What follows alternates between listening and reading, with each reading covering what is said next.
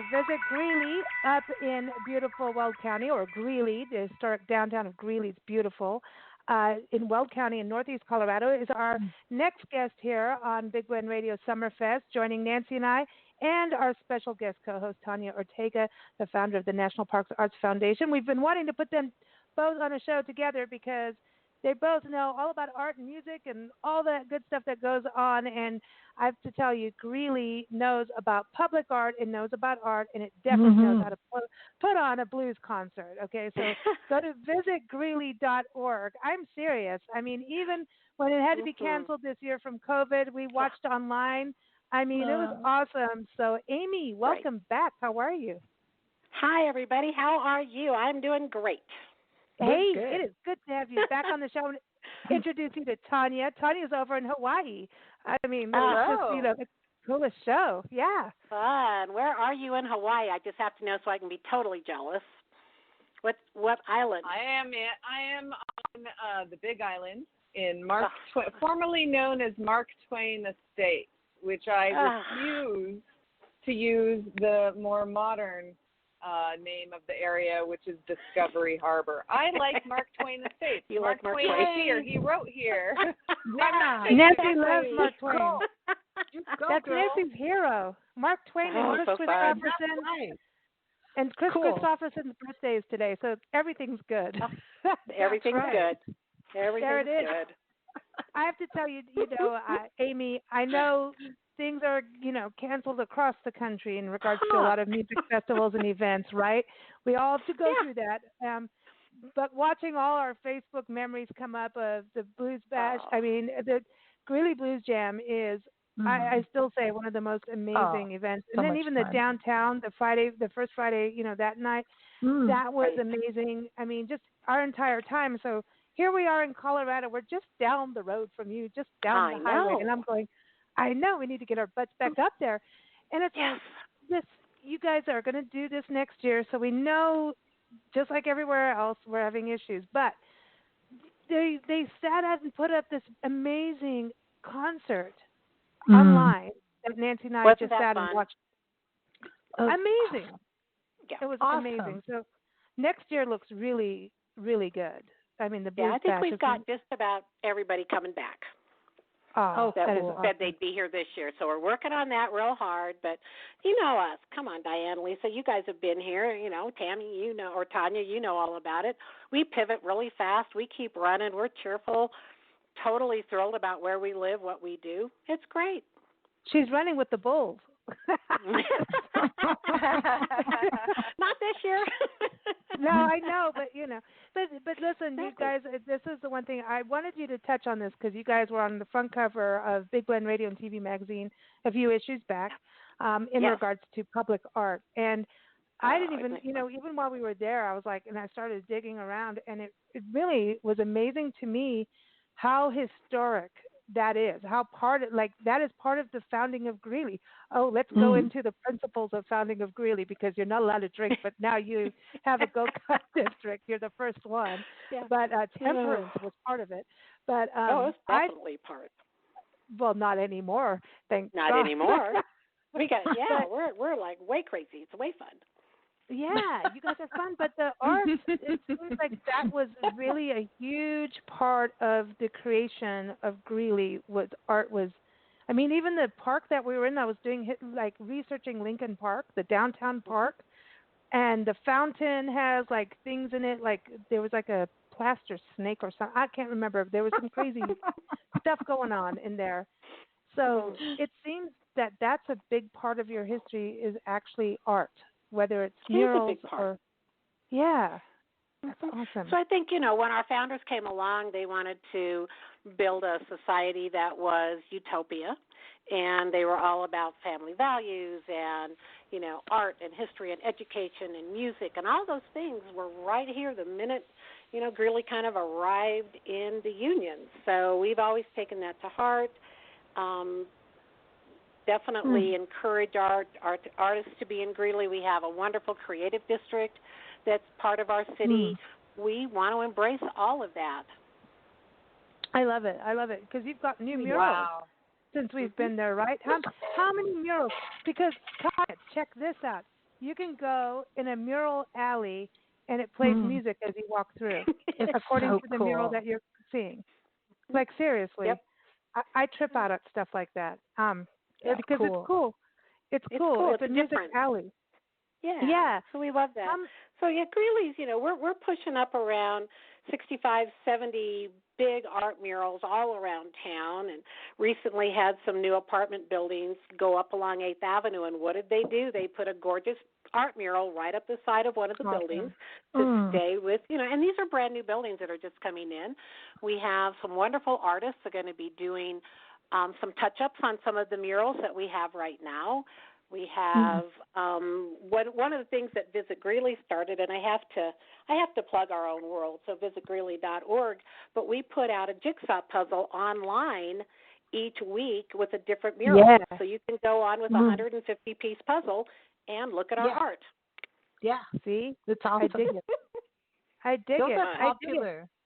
It is. I know. We have them all over our websites, and people fight. And Nancy makes them too hard. I say, you got to dumb it down a bit. She goes, no.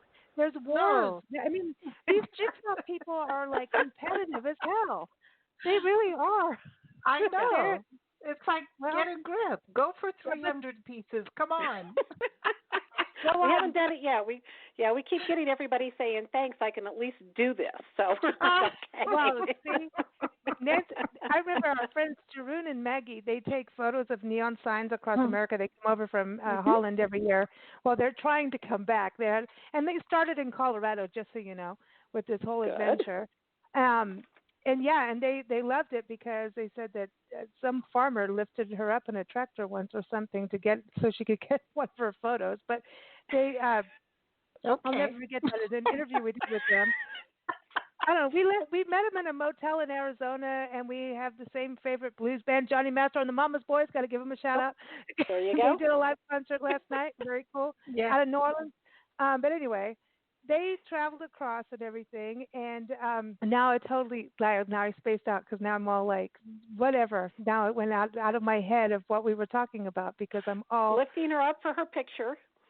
Oh, we were talking about the puzzle. Thank you. Nancy took one of their photos, and turned it into a puzzle, and put it with their interview in the magazine, and then put the link to the puzzle, and all these people from different countries. They have all these. They're on the Route 66 board and whatever. They're going to yell at me later after this. And everybody started complaining about Nancy's puzzle. And I told Nancy, "You're making it worse." She's like, "No, because if you put it on the Jigsaw Planet, everybody else wants that, and they fight over it, and they try to beat each other out." Oh, so, they should just grow up and do the puzzle. So listen, visit Greeley.org has nice, easy puzzles that you can actually finish. You can finish. Right. And we have competition, and we have people sending us notes saying, I did it in, 30 minutes, I did it in 15, and it's really fun. And we're hoping maybe next year we can take these same puzzles and make them so that you can take one home and do it at your house. Cool. We don't know yet, but that's the next step. You know what? Baby steps in COVID. We're figuring it out. Oh, no. It's really, really, really cool what you guys are doing out there. And now let's talk about some of the things that are open. First thing, downtown, I know the events are on hold into next year, but now it's time for us to plan to do things next year.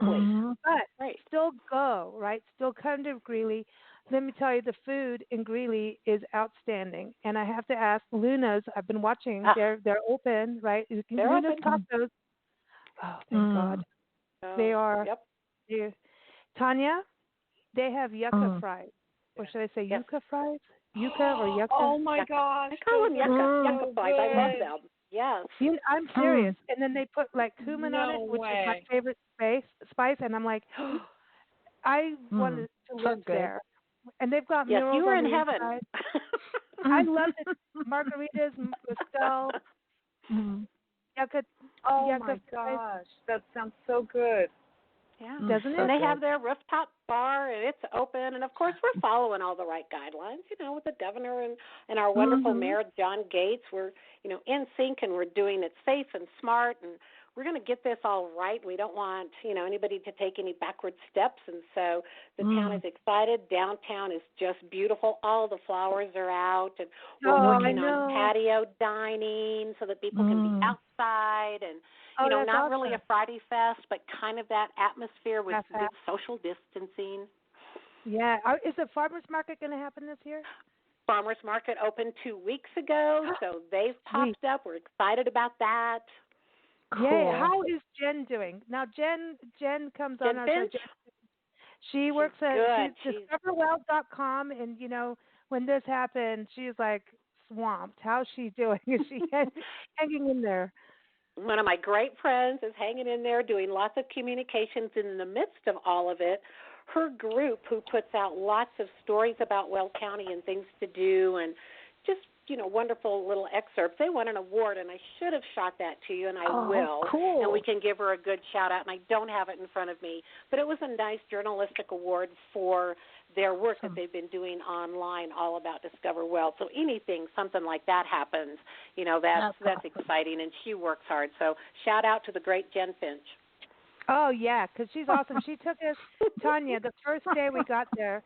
Now, Amy will tell you how we never get lost. Never. We arrived, I don't know, we got lost. I don't even want to talk about how we got lost in the backyard of where we were supposed to be. You don't know. Circled 20 times. That's why you got lost. You still don't know. It was funny. We found you. We didn't let you stay lost for more than 20 minutes. The next morning, Jen's taking us out first thing in the morning to go to the grasslands. And that was the day we drove Wolf Creek. We drove from Gallup to Greeley. Yeah, you guys came up from Gallup. That's right. Tanya, your hotel. That's a good drive. Yeah, El Rancho. Oh, when you were staying at El Rancho? Cool. Yes, we left El Rancho. We went to Aztec. We went to Shiprock. And then did that mountain pass that I didn't know was a mountain pass. And then all of a sudden we were on it and it was too late. We couldn't turn back. Wolf Creek, WC. It was amazing. And then we got there, and you guys were all like, "Did you go through South Park?" I'm like, "Yes, there's something called that and a happy camper sign on the side." Yes, anyway, here's Colorado. Get there. You guys took me all over. Amy's like texting me, Are you there yet? Are you anywhere near here yet? Like dinner plans. I'm like, I don't know where we are. We're somewhere near Denver. I don't know where we are. Yeah, we're at the happy camper. So we didn't. We were laughing so hard by the time we got you to the condo, got out to dinner. Oh, what a fun evening! That was just was great. No, great start. I thought it bonded us completely. That was immediate. You guys were like, "No, we're helping you out of the car." But Jen takes us out. We're like, "No, we want to go at 5 a.m. That's what we always went out early." She's like, "Yes," and she really does show up at that time. And we're like, "Why did we say that?" She took us on this amazing trip through the Pawnee Grasslands, and it's a very unique place because there's all these different portions. So one time you're on a creek and it's like cottonwood trees, and then next thing you know you're going into a different town, and then there's the grasslands, and we saw pronghorn and meadowlarks and lark bunting and wildflowers that you wouldn't believe, and cows. They were beautiful. It was awesome. Yeah, and then the namesake, Pawnee Buttes, here are these two gorgeous sandstone buttes that just pop up from the prairie floor. Yeah. And it's like, what are those? And you get up close, and they're gorgeous, and the sunsets that can happen on those, and the colors of the buttes themselves, just gorgeous. Yeah. Amazing. And Jen's an amazing photographer, too, man. So it was really cool being around with her. I did pull up her award. Lisa, I pulled up her award. It was the Weld County Public Communications team was awarded the Tech Trailblazer Award from Granicus, which is a software company specializing in digital communications for government organizations. Wow, so, girl. Ta-da, the highest honor. They got it, which is really exciting. Cool. No, she's good.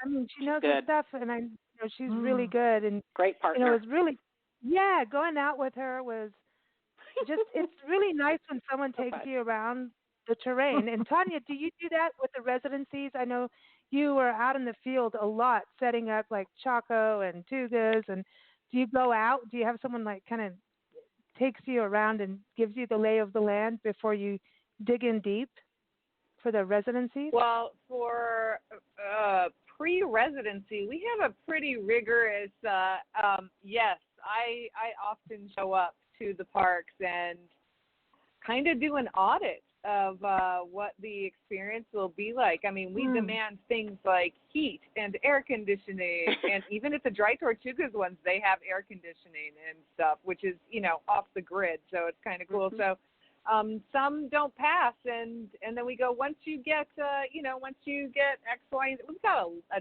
checklist. But when an artist gets to the area, we set them up with friends groups, cultural elders, all different kinds of people. So they get the lay of the land, and which is actually one reason why their projects often change once they show up to a place, because sometimes their hearts change. Sometimes they realize how sacred these volcanoes really are to people, and take the voice of other people along with their work. And I mean, just as an example, and are able to, to expand on that, and to, for instance, we have somebody coming who is a very famous night sky photographer, and he is very interested in the cultural aspect and very respectful of it. So we're able to introduce him to some people, so he gets that perspective, and also so they have a voice in what he's doing. If, of course, it's creative license, so he can do whatever he wants, but usually that's what ends up happening with art. It's beautiful. That's amazing. Inspiration. Yeah, because they're going to expand. That's the whole thing about art, is when you see something, then all of a sudden that's a different perspective, and so you expand how you're going to communicate through art. Exactly. It's awesome. Yeah. It's awesome. exactly. And I would say the grasslands, to me, I would love to see that become like a residency at some point, somehow, somewhere, with artists and getting out there, because the grasslands there's a sacred feeling to them. I call them big butts, but anyway, sorry, the buttes. Big butts. Beautiful, the Pawnee buttes. the right word. But listen, work with me here, buttes. Yes. I got big buttes. I cannot lie. I always just keep saying that. I can't help it. I can't. No, I'm sorry. No. But that area is so magical, and there's this, because it's this wide open prairie space, and there's prairie dogs. Everyone, there are prairie dogs. This was the most important thing about us even going there was, do you have prairie dogs? Remember that, Amy? Prairie dogs. I thought that was so funny, because we see them all the time. And that was exciting. That was exciting for us. They're so cute. Well, that's the thing that's cool about artists going into an area, is that they see things that everyone's like, this is part of our life. And artists will go, dude, that's really cool and different, from where we are. That's that cool thing. You won't believe this when I tell you that we actually have on our advisory board a grassland ecologist who I've known, by the way, for about 25 years. So, I've known her forever, but that's the only thing she does. She's a grassland ecologist. Listen, I want her on the show. Yeah, you got to hook up. I have a thing about grasslands. It's like it's a soft spot for me. It's because it is, the whole ecosystem goes down to this place, right? And it incorporates marsh. Don't even start me. It's like crazy. It is. And when you go to the Pawnee grasslands, is really, I hate to say this, but known for snakes too. Okay, so that is also an important part of our ecosystem. And so this area is known for the hawks. And if you wouldn't have the hawks, and you wouldn't have all those big raptors if you didn't have the snakes and the prairie dogs, that whole cycle that goes on. But it's magical out there, and this is what I was getting to with the grasslands, is home to the land, the Centennial. This was what James Michener wrote about. This is the area that the Centennial was set in. He has his own, I know the library's closed right now because I keep checking, because I keep wanting to write about it. It's driving me nuts, COVID. Go away.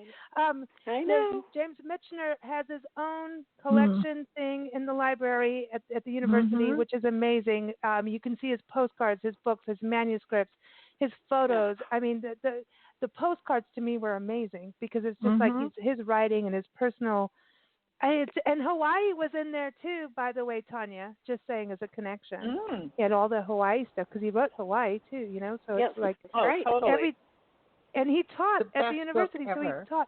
He was in Greeley, so when you were walking around there, you go, I stood where Michener stood. James Michener was here, Yeah. So fun. I mean, love that about. It's like you said, magical. It's wonderful. Yeah, one of the ladies that we interviewed, Galen Quinn, is an amazing, amazing historical author, and she's out in Molokai, Hawaii, and she interviewed Michener right before he passed away. And so jealous. And he got to read her book. The Last Aloha is one of the best historical novels ever written. Ever. The Last Aloha. And it just takes us back to the whole James Michener part. And that's where, when I think about Greeley, and I think about some of the areas we've been west of Greeley, going along like the Santa Fe Trail and stuff, it brings across the roughness and the toughness of people coming west and what they went through. And Greeley, and I think Jen really showed us that in I was going to say the backwoods, but the prairie lands. Those homesteaders at dry camp. Can you tell Tanya this? I know you said this on this last show with us, Rattlesnake Kate. Can you tell Tanya and our audience that may not have heard that last show with you on our happy hour show about Rattlesnake Kate? Can you tell her about him?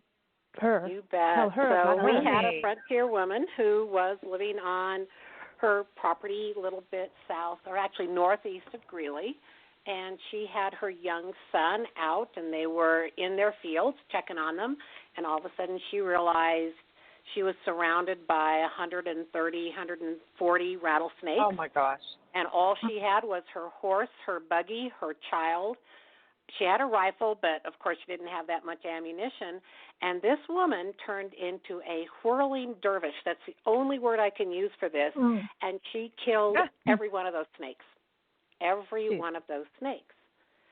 And then when she was done, she had a sign in her hand. She hit him with the back of rocks. She was hitting him with the rifle. She did everything she could to just pound her way through all of those rattlesnakes. She had just landed into a den of them and had no idea that had happened, and they really did converge. So here's the favorite part is when she was done, she gathered them all up. She made herself a dress out of those rattlesnake skins, kind of a flapper dress because it was back in the 1920s. And that dress is in our Greeley Historic Museum. It's crazy. In, a conditioned room. You can turn the light on. You can actually see the dress. It's fabulous.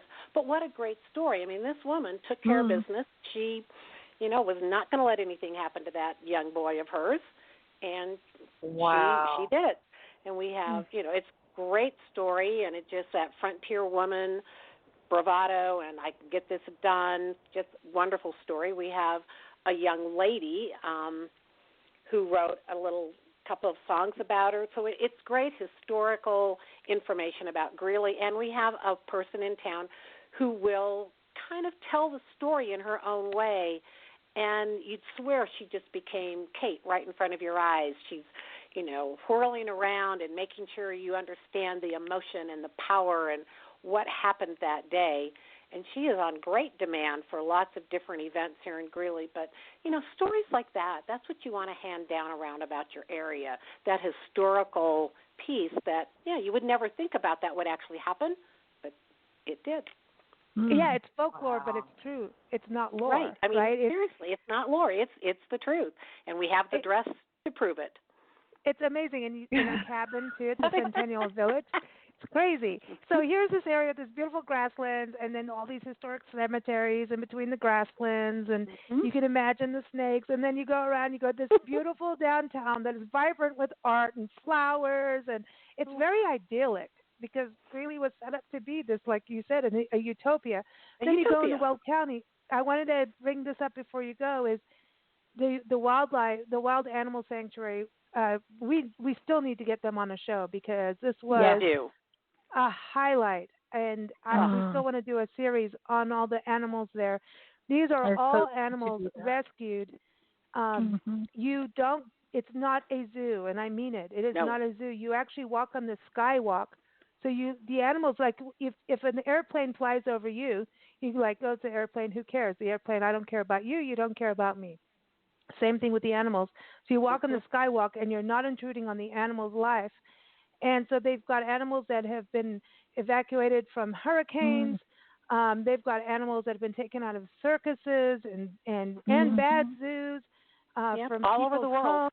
Yeah. Yeah, the tiger dude, that tiger idiot, tiger. I don't even want to say his name. That No, idiot. we don't even talk about him. We just hate him. Yeah, Don't. yeah, too. But they have these But we animals. saved his animals.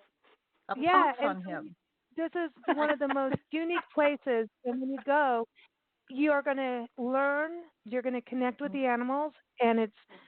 I think it's we went to our friend Adam Roberts, who knows Pat, who started, and we're like, are you sure we should go? We always ask him before we go anywhere, and he was like, Oh, you've yeah. got to go. If you go to Weld County and you don't go there, I'm like, I'll hit you over the head, kind of thing. I won't hit you, but that place, so that is open now. So this is like a thing that people can actually do right now, even during the COVID time. You bet. They ask you to wear a face mask and social distance, but I mean, you don't want to stand with a lot of people. You want the awe of that entire sanctuary just kind of wash over you as you're up there and you're watching bears that are running, and you see, lions. And I think right now, I mean, there's almost 800 acres of wild animal sanctuary here in Weld County, and then they have another 9,000 acres down in southeastern Colorado, where it's really all rehabilitation. Lots of lots going on down there. So last current count I looked at, it was like 520, lions, wolves, bears, tigers, all of these that have been saved and are now protected and cared for. And yes, we can go see them, but to your point, not a zoo. That is not a zoo. That's a sanctuary. I have a background of having seen the Hollywood animal scene way back when with certain actors and actresses, and I've seen how disgusting it is. And when I went there, I thought, oh, thank God, because I have seen the other side of the people who have to have exotic pets, and how insane and how horribly they treat those animals. It's disgusting.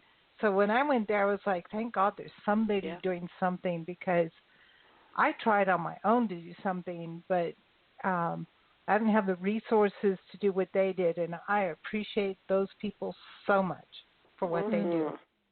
And if you go take a look at wildanimalsanctuary.org, they have a wonderful website. Yeah, absolutely. Everyone check it out and do what you can to help them, because and this whole other area that is rehabilitation, it's like basically the animals are free out in nature in this giant piece of land. It's like they're back in Africa again. And it is so smart and so cool how they're doing it. It's it's awesome. Well, you said Southeast Colorado. I'm thinking before we go, we got to go check it out. You guys should get that direction, Yeah, we should. Absolutely. So it's the Wild Animal Refuge. Yeah, the that's refuge. The one down there, the refuge, right. Oh, so that's the one that's down amazing. on the southern part. Cool. Well, thank you, Amy, for joining us again. It's always a pleasure chatting with you. Please give Jen a hug for us, or at 6 feet distance with a mask on. I know, although we're not that good at it. So, but you know what I mean. Michelle Kempema at the Railroad Museum and Jen both said to make sure I told Priscilla hi.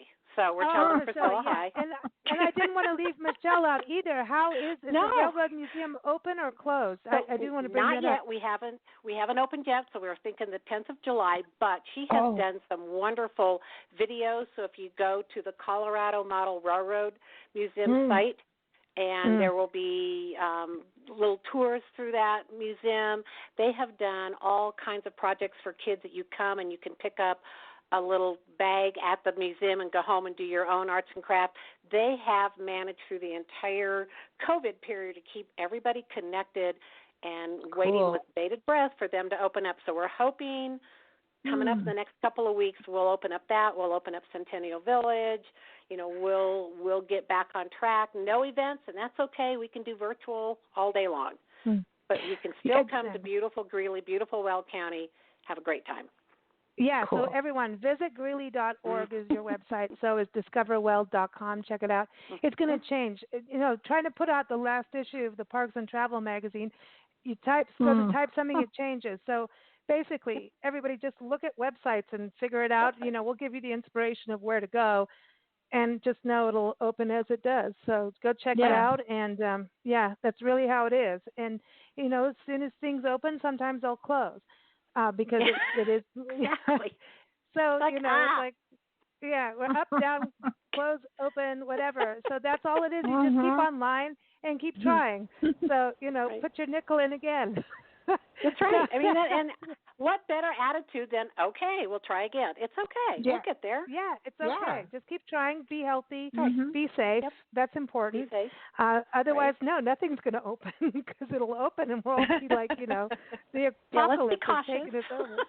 Yeah, we and don't the want thing, that. other thing, it's so big about making sure you make reservations. So calling ahead and finding out, do they want you to have reservations? Like just say Rocky Mountain National Park, they're doing reservations for things like that, so they can get people in safe. Makes a lot of sense. So just check before you go. Check the website. Exactly. Exactly. It's really true.